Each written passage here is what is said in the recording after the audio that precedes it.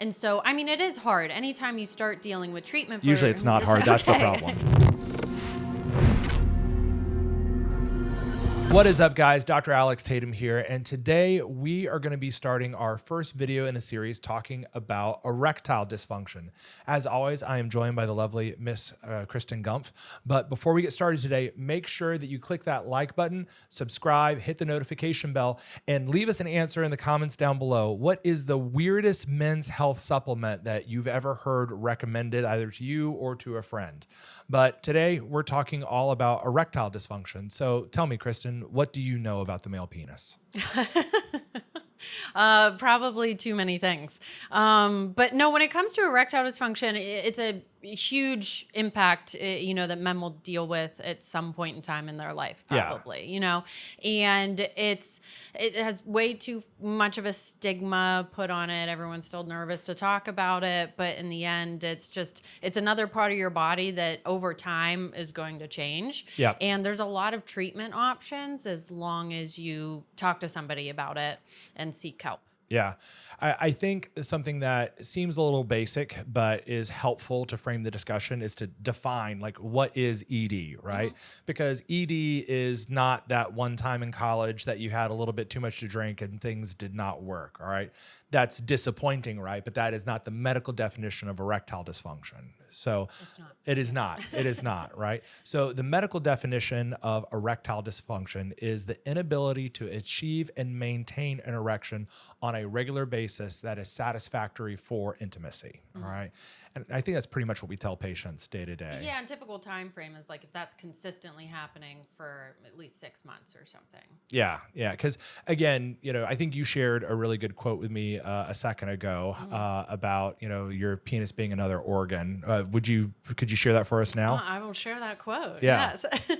So, and this is from Sex and Psychology, and it says, "Let's normalize the fact that if you have a penis, it won't always do what you want. Sometimes you'll want an erection, but won't be able to get one. This doesn't necessarily mean that you have ED. Remember, the penis is not a dildo. It's normal for penile function to vary across situations and time.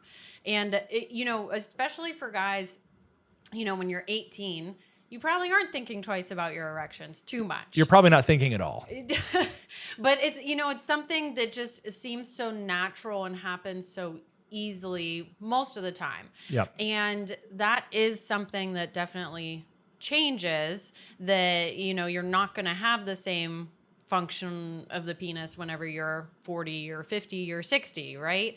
Every part of your body changes, and your penis is not immune to that. No. So it's, but at the same time, even if you have normal erections, you can still have fluctuation in that function. Yeah. I mean, every day I'm reminded when I wake up, now that I'm in my late 30s, that I am indeed in my late 30s and I'm not in my early 20s, right? It used to be that I could, work all day, go out with friends, and then still wake up and have energy. And, now, I'm disabled for a week because I've tweaked myself. I'm not an invalid yet, but again, you have ups and downs when it comes to function in all of your body, right? Mm-hmm. And your penis is part of that. Mm-hmm. So something that I think is important to kind of highlight, because you mentioned whenever maybe you're younger and everything's working, you just kind of assume that this is just how things work, that, erection is only part of the sexual experience for guys. And the way that I explain it is that the sexual experience for men can be broken down physically to 4 different processes. You've got sensation. So someone touches your penis, you can feel it, right? The ability to feel touch. You have erection, which is filling the erectile bodies of the penis, those 2 inflatable tubes, with blood, so that way they get firm and rigid, so it can be used for intercourse. You've got orgasm, which is reaching climax, which is that good feeling, dopamine rushes, fills your brain.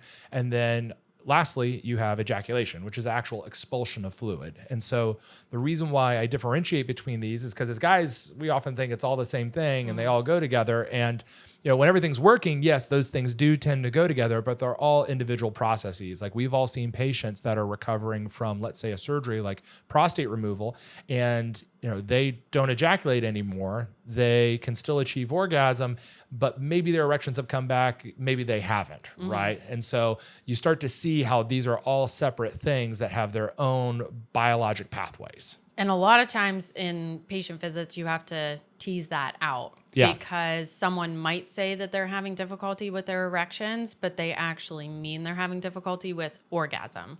Or they aren't ejaculating, but they mean they aren't reaching orgasm, right? And those mean totally different things. And, potentially different treatment options between all of those too.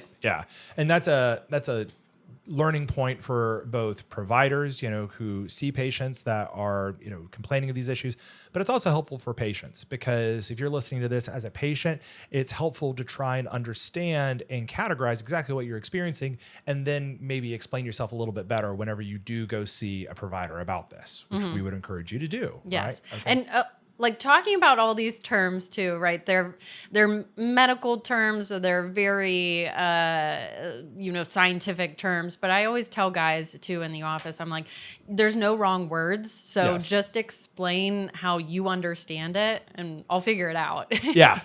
But if you're not saying the word ejaculation, that's okay. We'll get there. That's why I have a strict no white coat policy, because the moment I feel like at least for me, when I walk in, if I'm wearing a white coat and have this very formal appearance, it can be a little off-putting. Patients feel like they can't express themselves like they would otherwise. But, when I come in wearing an Amazon hoodie and, scrubs and, call them by their full first name, people hopefully are a little bit more comfortable and they can speak the way that they would to, anyone else when they're describing this problem. And being comfortable was a very important part of having these conversations. Absolutely. Yeah, absolutely. So what I think is interesting is that if you're looking at data across the United States, it's currently estimated that there are 30 million men that are suffering from erectile dysfunction.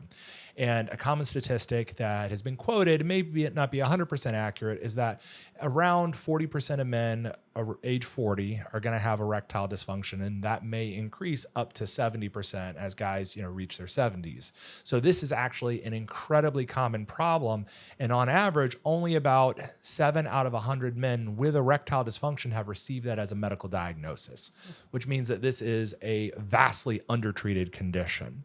So my question for you, Kristen, is, whenever, patients come to you and they start complaining of erectile dysfunction, you start to ask their history, what do they typically describe to you? Like, how does erectile dysfunction start from a patient's perspective? Yeah, so it typically is difficulty maintaining an erection, maybe. It's not like you go from perfect erections to nothing. It's kind of a spectrum that you see of change. So you might have difficulty maintaining the erection, maybe not getting as full of an erection, and then kind of progresses to maybe there's times where you do have difficulty getting it, but it's not boom, flip a switch and a full change. So that's most of the complaints. And again, it's having that conversation to tease out erections and orgasm and ejaculation. How long have you been experiencing changes in symptoms? Other medical conditions that you have, other medications that you take, other surgery that you've had, to kind of get a full picture of what's going on. Yeah. I think it's funny because you'll ask men, let's say otherwise healthy guys, maybe they're seeing us for something else, for like low testosterone. You'll ask them, let's say they're 45, 50, do you have erectile dysfunction? No, doc, works great. Are your erections as good as they were when you were in your 20s? Well, no, obviously like in my 20s, yeah, right. But, it's still good enough. And really what they're describing is that continuum, right? That their erectile function, started here, early in life, and then has declined, but it's still good enough. And what I think we see often as providers is, although you've got this continuum of, function of, great to absolutely nothing, what happens is it's good enough until it's not. And then it's a problem, and it is a real problem. And that's when guys end up on our doorstep. Yes. Yeah. And then what are you as far as like workup, if you're seeing a guy for ED, what workup do you put them through? Sure. So, I would say that the one lab test that we try to get on most of our patients, depending on the scenario, is usually we're going to check a testosterone, right? We're going to try to make sure that the hormonal axis is intact, because we know that although testosterone and erectile dysfunction are two very different things, right? Okay. And testosterone is not the silver bullet to fix your erections. Okay. Men that have a significantly low testosterone can have ED as a result of that. And so that's something that we want to rule out as we start to move down the pathway of working up and treating a man's erectile dysfunction. And so, that's how we start to evaluate it. But what's your first line? What do you do for guys when they come in the door? They're having that first appointment. They've waited forever to see somebody, and they don't want to leave empty-handed. What do you offer them as that initial trial? So I typically, medications, pills. Yeah. Are usually where you want to start. They're generally, less invasive, and they work for most guys. Yeah. And especially if they haven't tried anything before, that's where you're going to start. And I like a low dose daily Cialis. I think it's really well tolerated as far as side effects are concerned. And if you're taking something daily, I think there's benefits to just kind of increasing your baseline blood flow. Yep. I tell guys it doesn't mean you're walking around with erections all the time. You still need If only. stimulation. Yeah. But it does make it easier to get and keep an erection. Yeah. And then I kind of see how they do with just the daily option. It also takes away the necessity of planning and timing, taking something as needed. Yeah. So that's the hope. Because as men, we never know when we're going to have sex. We just take it when we can get it. Yeah. So the hope is that you're having to deal with less planning with taking the daily. But the question is, does that work enough on its own? Yeah. Or do we have to do some kind of like booster Sure. medication as needed, Viagra, Cialis, whatever that is. Yeah. And so, it is hard. Anytime you start dealing with treatment for... Usually it's not hard. That's the problem. It's difficult Yeah. because once you start dealing with any treatment for erections, you probably are dealing with some kind of planning or timing, that spontaneity may be different than what it used to be. Yeah. Yeah. And, I think that we've all talked to patients who have, taken what we'd call a wasted Viagra, right? Where, they thought they were going to get a shot to use it and maybe not. And there's nothing worse than having an erection and a headache that you can't do anything with. So theoretically speaking, that's what my patients tell me. So to go back to basics, so all of those medications are broadly known. They're in a category called phosphodiesterase inhibitors, or PDE5s. And the reason why we abbreviate it that way is because there is a specific enzyme, phosphodiesterase, that actually breaks down a molecule called cyclic GMP into its lower constituents, and that is in of itself a pro-erectile signal that allows for more blood flow to reach the corpora cavernosa. It actually improves blood flow in a lot of places, and so that's why men who take things like Viagra, sildenafil, Cialis, tadalafil might experiencing flushing, right? They can experience muscle pumps. There are guys that will take sildenafil or tadalafil before going to the gym because it improves blood flow to the skeletal smooth muscle, right? But primarily, these are designed to improve blood flow to the penis for use in the bedroom. All right. Although I do try to tell my patients that, your penis needs blood flow outside of the bedroom as well. That's why we like daily Cialis as our first option.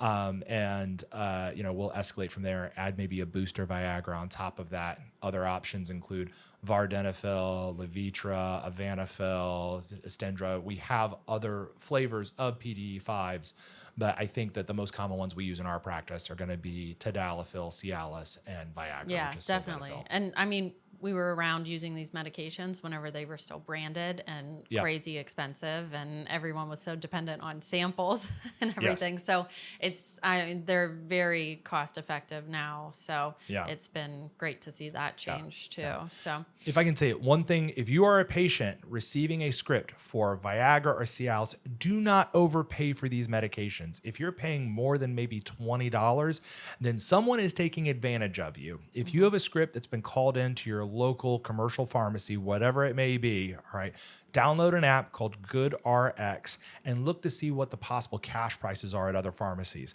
And believe it or not, you can call as a patient and get these medications transferred from one pharmacy to the next. So stop overpaying for these meds. It breaks my heart whenever I see guys come in saying, "Doc, I got to get off these meds. I can't, afford $100 something a month." And I'm like, dude, this is like $15 for 90 days. Yeah. And even, if you're getting them online through any of those, hymns or whatnot, it's all the same stuff. It's nothing super fancy. I mean, you can go down a rabbit hole of other options as far as like ODT and lozenges or troches and all these different things. But it's either sildenafil or tadalafil. At the end sometimes of the day, they're combined into one pill, but it's cheaper to just take them separate, and it's all the same. Although I will say, I am intrigued. I saw one compounding pharmacy that was making a product, I think for hymns, and it was sildenafil and tadalafil together, like pretty basic, right? But it had a cinnamon flavor, and they've got the what is it? They've got like mint flavors that comes in like an Altoid can. I prescribe these things every day. I was intrigued. I was like, sign me up. Can I get one of those? Why? I'm not paying extra for just taking mint on the side. Maybe that's the secret, right? Really, I just think that you're jealous that you don't have your own branded Altoid box of, Viagra, right? So, all right. So we've talked about, kind of that first treatment option that we use. All right. I want to point out that, like I tell all my patients, eventually every part of our body stops working. That includes your penis, but there are risk factors that can make you more prone to developing this earlier. And so what are those? Going to be high blood pressure, bad diet leading to bad cholesterol, obesity, diabetes. All of these things that make your heart unhealthy are terrible for your penis. Yes. So if you want to take care of your penis, take care of your heart first. Yeah. And which is a good point, for guys with ED. It can be kind of, what do they always say, the canary in the coal mine, that if you're noticing changes with the erections 5 years down the road, you may start to have other health conditions and heart problems. Yeah. Number one thing that you want to make sure isn't going on. So, Kristen, are you saying that wherever the penis goes, the heart follows? No, I'm not saying that. I plead the fifth. I don't know. I mean, that's the science. All right. We can't ignore the science, but it's somewhat true. Yeah. Yes. From a healthcare perspective, like the penis has smaller blood vessels feeding it than what feed the heart or the head. So if you're a man that's experiencing significant erectile dysfunction, but otherwise you're pretty healthy, you might want to talk to somebody about that, because chances are that could be your initial sign of something more significant happening later on in life. Yeah. So have things checked out. Make sure that you know that you don't have high blood pressure, that you don't have occult diabetes, that you had no clue. So if this is what it takes for you to get kind of a physical and things checked out, okay. Absolutely. Start somewhere. Yeah. So listen, if you're going to go to the doctor for any reason, fixing your penis is a pretty good one. All right. It is. And it may lead to fixing other things too. Yeah. So, all right, guy comes back, Kristen, these meds are not doing it for me. All right. They're not working. I can't tolerate the side effects. What do you do next? So if it's a side effect issue, sometimes it is. Okay, talk about it. Well, sometimes it's trial and error between medications too. Sure. Which I have a lot of guys who are like, well, why would I try Cialis if Viagra gave me side effects? Or why would I try the other one if it didn't work? Yeah. But like you can see significant differences in one versus the other from patient to patient. Yep. Because there are, like Viagra, you want to take on an empty stomach. Yep. Cialis, you have a little bit more wiggle room. Yeah. And so it's like confirming that they did that. But I think it's easy enough to try the other one and see if they have any more benefit. Now, I think there's less benefit from going to the third line or fourth line oral medication if they're not working. Yeah. I generally stick between the two. If you're not getting any response, where it matters, that's one thing versus, oh, hey, like I'm getting a response, but it's the stuff he knows from the Viagra is killing me. Yeah. And so if it's the side effects, then you move on from pills, and there's second and third line therapies there too overall for treatment. So fire away. A patient comes in your office saying, referred by his primary care provider. He's already tried the oral medications. Maybe they worked for a few years, but then they kind of stopped working over time. And he wants to know what else is there. What does that conversation look like? So I usually say, like, big picture, what are the treatments for erections? Yeah. Whenever you're looking at things that, guys actually use and have good data to work. So you have pills, injections, vacuum erection device, implant. Yep. And some of those are better than others. And sure, you can also add in like intraurethral suppositories. I don't use those like at all, pretty much, but it What exists. Kristen is talking about is a pill that you shove into the tip of your penis when you want to have an erection. All right. Which I'm pretty sure that like you can't even get that from commercial pharmacies anymore. I know the VA still has it, but that's about it. Okay. Yeah. Yeah, you can do it through compounding pharmacies and everything. But God even bless still, them. I mean, I haven't prescribed that in years. Yeah. Because if you want to do something like that, then injections are probably going to be your better way to go. And then, the only other thing that isn't always in that big picture treatment option is like shockwave therapy for erections. Yeah. Because there's some data, but it's also still considered experimental. Yeah, we have this entire category of emerging therapies, regenerative therapies that include shockwave therapy, platelet-rich plasma, PRP, and now we've even got Botox. So intracavernosal Botox is something that's been discussed, and there's even a clinical trial right now looking at radiofrequency treatment of the penis. And so, amongst those, there's a lot of controversy. Generally speaking, I think most of the sexual medicine community is pretty favorable about shockwave therapy.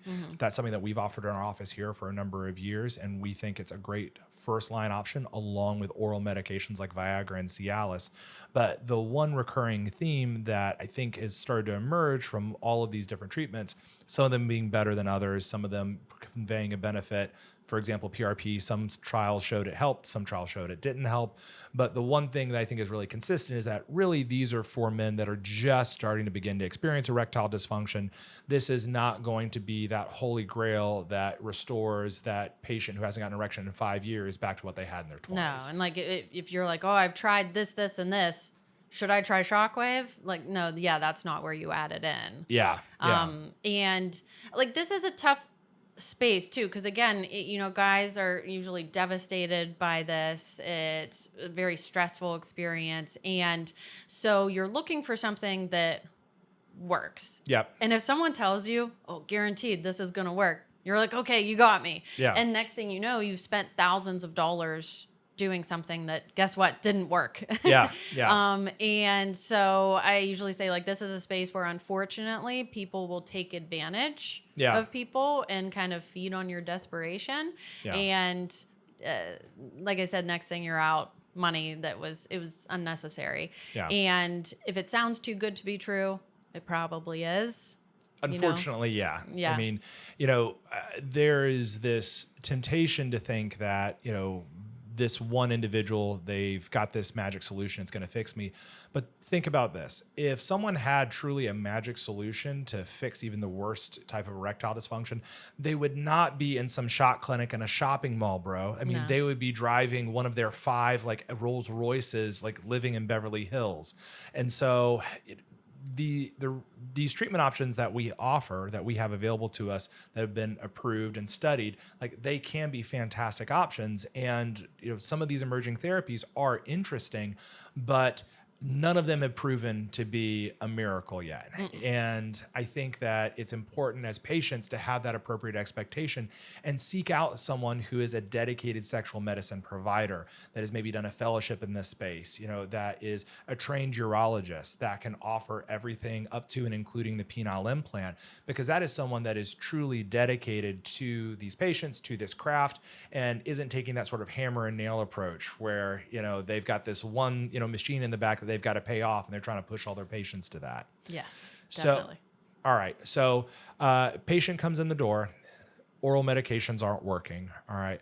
I think that at first we try to make sure that they've been taking the medication appropriately. Usually they'll have already gotten a testosterone at some point. I tend to present all the options to patients, including the vacuum erection device, the suppository, the injections, and the implant. But I think really most patients, they end up making a choice between those two options. First being intracavernosal injections, all right, or something more long-term like penile implant placement. And so when talking about injection therapy, what I'll commonly describe it to patients as is this is pretty similar to Viagra and Cialis in that these are agents that are designed to improve blood flow. But the difference is that whenever you take a Viagra or a Cialis, it's systemic, right?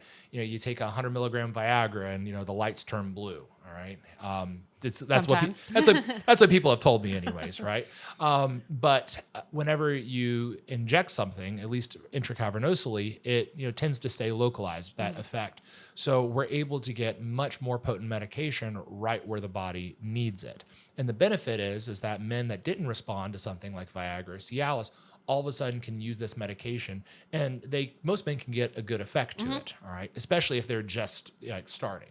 Right. Yeah. Yeah. And it never, usually whenever I talk to guys about injections, their first reaction is like, what? And I'm like, yeah. But a needle where? Yeah. When you say needle and penis in the same sentence, no one's like thrilled to hear that. Which is funny because you actually are the needle penis lady. Yeah. Yes. But I usually tell guys it's more of a mental hurdle than a physical hurdle. Yeah. And, once you kind of do it one time, even you get an idea of how it works, and then it's kind of that like, oh, that's it, okay, that wasn't too bad. Yeah. And then also if it's been this process and you finally find something that works, like people are always really excited about that too.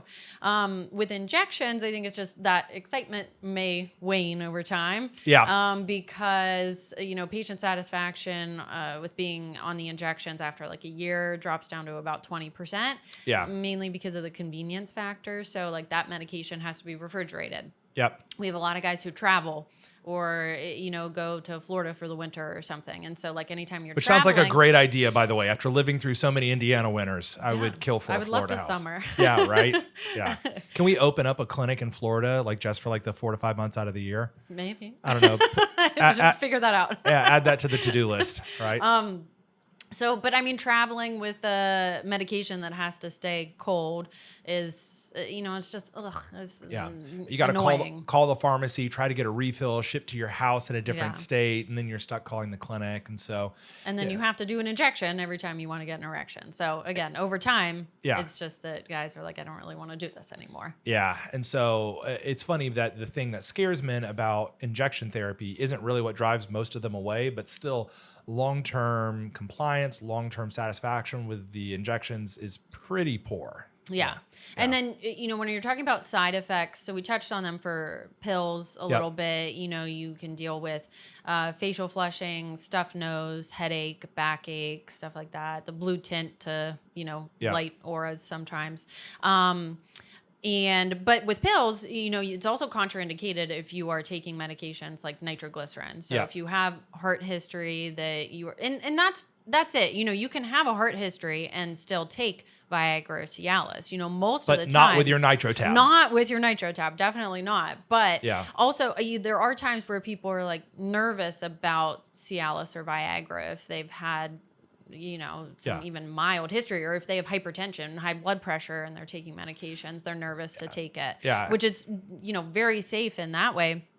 But if you take nitroglycerin, or if you just carry nitrate tabs, technically it's a contraindication for having a script for Cialis or Viagra or anything, versus the injections are totally safe if you do have to carry those types of medications. There's no interaction there. They're safe as far as those safe medications. For that. Yeah. But if you inject a little bit too much. Exactly. Yeah, then you end up seeing Dr. Tatem in the emergency room, and it's a rough night for everybody. Yes, so that's the side effect of injections that you do want to be aware of, is something called priapism. So that's an erection. You see the commercials for Well, I guess you don't really see the commercials anymore, right? For No. Viagra, Cialis. Yeah. You used to.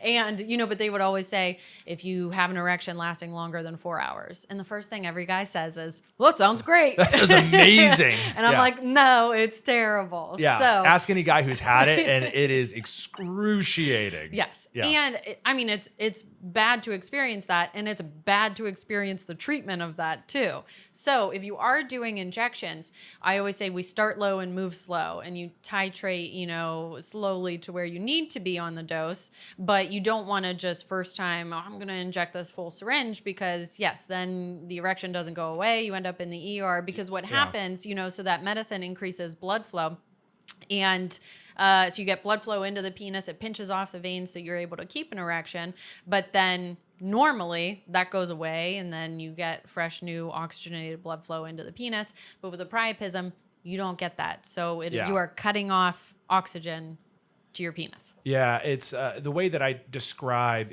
trying to get a balance with erections is it's kind of like you're trying to fill a cup full of water with just a small hole at the bottom that's kind of dripping out. You want to try and get to this place where you get just enough in to fill it. And the problem is that with a priapism, what has happened is you've gotten a rush of blood into that, area, into those cylinders, and it is totally blocked off those veins, and it stays there long enough that the blood actually clots. And you can see this during the treatment of priapism, which we will spare our viewers from, the details on, but you will actually see clotted blood that has blocked off the penis. And unfortunately, just like you can't tie a string around your finger, indefinitely and cut off blood flow to it and expect it to, be the same when you're all said and done. Same thing to the penis. You can end up developing a profound amount of damage to the penis as a result of that lack of oxygenated blood from that priapism. And that's probably the biggest risk of injection therapy. Something else that I think is worth mentioning is that the most common medications that we use is, injectable alprostadil. That's usually the first option. Caverject, being an example, a commercial option, Edex, and then you can move on to the compounded options, which we use more commonly. So phentolamine and papaverin being the most common in Biomix, and then you start moving on to the more potent things like Trimix and Quadmix.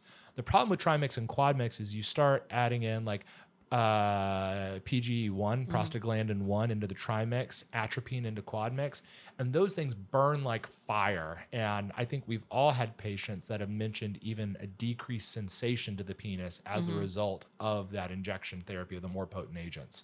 So you can see how injection therapy can turn into a grind after a while. Yeah, and same thing with the pills, there's room to experiment and tweak dosing and then maybe increase it up to the trimix or something. But once you get to a certain point, okay, now moving on to quadmix and moving up to a full syringe of quadmix, like, what are we looking for? If that's not working, we probably need to look for more of a long-term, like functional, fix to the problem, which, what do we see available for that? Yeah, that's what we do here, right? So we made the decision a long time ago to dedicate our practice just to men's health and really try to distinguish ourselves as a center of excellence for penile implant placement. And that sounds like some of those scary words you'll hear as a man, the word penis and implant in the same sentence. But the way I... Worse or better than penis and needle in the same sentence? I don't know. We're splitting hairs at this point. But the way I explain it to patients is that naturally, like, your penis is just two inflatable tubes, right? Starts in the pelvis, go out the shaft. You get stimulated, get a rush of blood in those cylinders, becomes firm and rigid, use that for intercourse. And then when you climax, pop-off valve opens back up, everything drains out, right? It's how it's supposed to work. But whenever things break from erectile dysfunction, whether that is from prostate surgery, blood flow issues, diabetes, whatever the case may be, and the easy options don't work, let's start to look at the penis and maybe treat it the same way we treat everything else in medicine.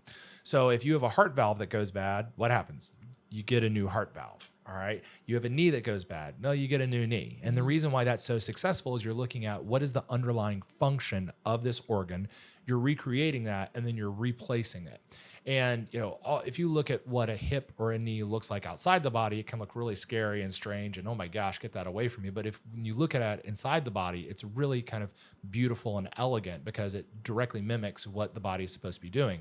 And so we just take that approach with the penis. But instead of dealing with, let's say, a hinge like we do in the knee or a ball and socket joint in the hip, we're dealing with inflatable tubes. So, hey, what if we make a small opening in the skin about this big, and then we put two inflatable tubes inside your body's natural ones, totally invisible, no one can tell you've had anything done. But when you want to get an erection, instead of having to rely on pills that maybe don't work, shots that are inconvenient, you can reach down and we hide a small pump underneath the skin at the bottom of the scrotum. Nobody looking at you could ever tell you've had anything done, but you can feel that. And whenever you want to get an erection, you reach down, squeeze that pump, and it fills those cylinders with saline the same way your body used to fill with blood flow. And all of a sudden, you can get a firm, rigid erection, use it for sex as long as your partner will tolerate you. And then whenever you're done with it, press a small button on top of the pump, and it goes back down and go about the rest of your day. And, really what's, great about that is it fixes the problem, which is erection, without anything else, right?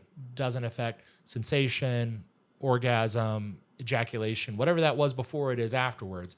But we fixed the issue at hand, which was erection.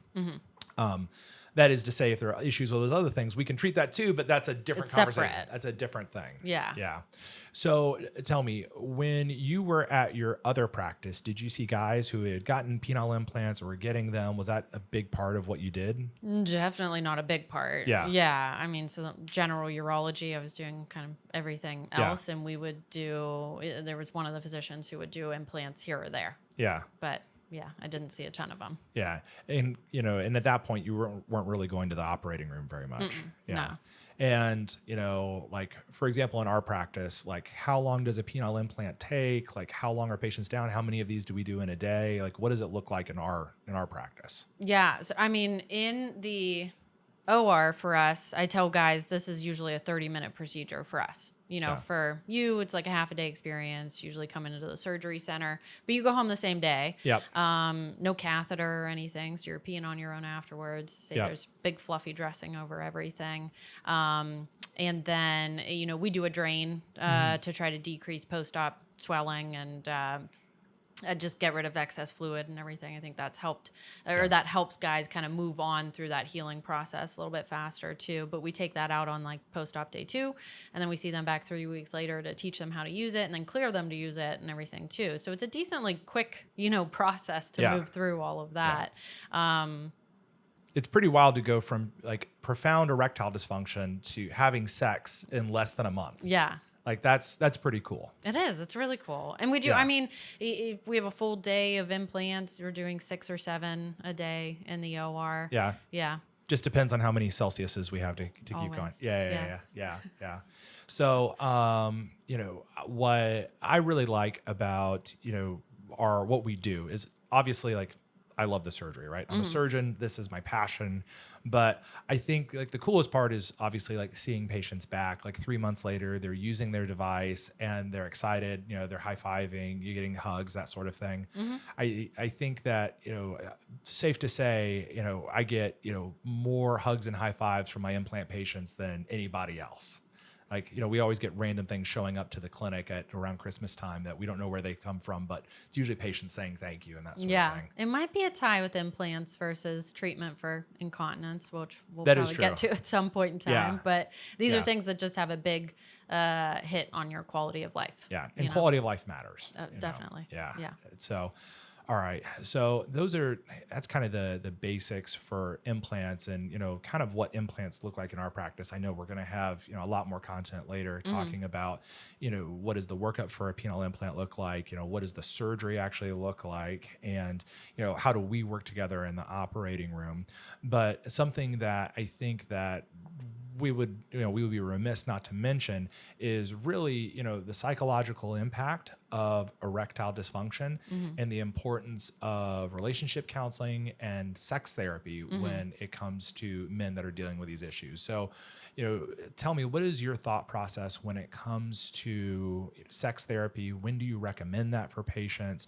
When do you recommend, maybe it's couples counseling whenever you have a couple coming in? Like, what is your thought process when it comes to implementing those resources? Yeah, I think it's never a bad idea. It's Yeah. never the wrong answer, to talk about sex therapy, which a lot of people don't know that that's a thing or it exists, And I think, I talk more about that in, or with patients who have gone through prostate cancer treatment and Yeah. everything, because it's also like coming to accept a lot of changes that might have happened kind of quickly.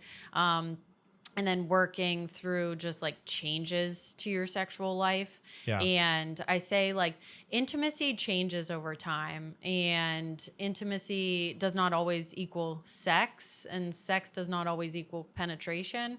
And so I get into some of these conversations with patients, but I'm not a sex therapist, like that is their full job to work through that. And sometimes it's working through like different techniques or, options because you have something like Peyronie's disease, or it's coming to accept, different changes, or like, how do you have these conversations with your partner? How do you work together as a team to still have like a satisfactory sexual life? Yeah, yeah. And I believe the website is for ASECT, or AASECT, American Association of Sex Educators, Counselors, and Therapists. And sorry if I got that one wrong, but that actually has a provider finder where you can go and you can type in your zip code and find licensed sex therapists, counselors, who are often also regular counselors and relationship counselors who actually pay attention and ask about sex, right? Because, therapy is one thing, counseling is another, sex therapy is something else. And whenever patients are a little bit weirded out by me, recommending something like sex therapy, I say, hey, like, look at every single expert, like who's the best at what they do, right? Look at athletes, look at people like, Michael Jordan, John Jones in the UFC. Every single one of these guys has coaches, right? Who will work with them constantly. And that makes them the absolute best at what they do. Don't you want to be the absolute best possible at sex? Don't you want to be Michael Jordan? Don't you want to be the Michael Jordan of sex, right? So when you kind of frame it in that context, I think people are a little bit more open to it. But, it's funny. I mean, none of us, like, no one really teaches us sex, right? It's something that we just kind of figure out on our own. Yeah. And, how we engage with our partner is shaped by previous experiences. And a lot of times we can bring a lot of baggage, preconceived notions, and it's helpful to have that kind of independent third party to be a referee to really get down to the nitty gritty, like what is working in your relationship, what isn't working, and how can we improve communication so that everybody has a better experience. And like the mental component to erections specifically is huge. Yeah. Right. And so like, it's not uncommon that we see young guys come in who are really nervous that they have erectile dysfunction or something like really bad going on. Yep. And we go through the workup and, don't find anything else going on. But like performance anxiety is very real, and it really snowballs. It's this vicious cycle because, you had some difficulty here or there. And then the next time you're trying to get an erection, it's immediately like, I had problems last time. Am I going to be able to get an erection this time? Am I going to be able to last? Did I take my medication? And like that stress response, that adrenaline is a vasoconstrictor and the opposite of what you need for erections. Yep. And so you can talk yourself out of an erection for sure. And so it's also just like the behavioral techniques to kind of work through that, and can be super beneficial. Yeah. Yep. Yeah. So I think that brings up something that I wanted to talk about, which is, whenever we've got someone that is coming in complaining of erectile dysfunction, but maybe the story is, isn't a classic, older gentleman with diabetes who's dealt with it for a number of years. Maybe this is someone who just underwent prostate surgery, but relatively recently. They're still in that recovery window, or it's a very young patient, or really if there's any question, maybe they've got some curvature too as well. Like, what is our diagnostic go-to for those guys? A penile duplex Doppler ultrasound. Yeah, actually. Which, by the way, had you ever even heard of that whenever you were in Pittsburgh? Yeah, I heard of it. Oh, Yeah, really? we just didn't have it. A lot of clinics don't Yeah. have it. I'll be honest. I went through 5 years of residency, and I didn't even have a remote idea of what a penile duplex ultrasound looked like. Yeah. Yeah. I thought that you just like slapped an ultrasound like probe on a penis and it just magically told you what was going on. What's happening. Which is not how what's wrong. Yeah, exactly. Which is not how a duplex ultrasound works. No. And I mean, I definitely have how many times could you say have reasonable expectations during these conversations? Like so many times you have to say, you got to have reasonable expectations about this or that or the other thing. But so for penile ultrasounds, it's a balance there too, right? It's a tool that you can use for some scenarios to maybe try to give you more guidance or information. Yep. But a lot of guys also want or will ask for testing to be like, tell me exactly what's wrong with me. And that's not necessarily what an ultrasound is either. Yeah. So diagnostics for erectile dysfunction are tricky. Yeah. And so what I like the way I describe it to patients is that, medicine is described as an art, where art meets science.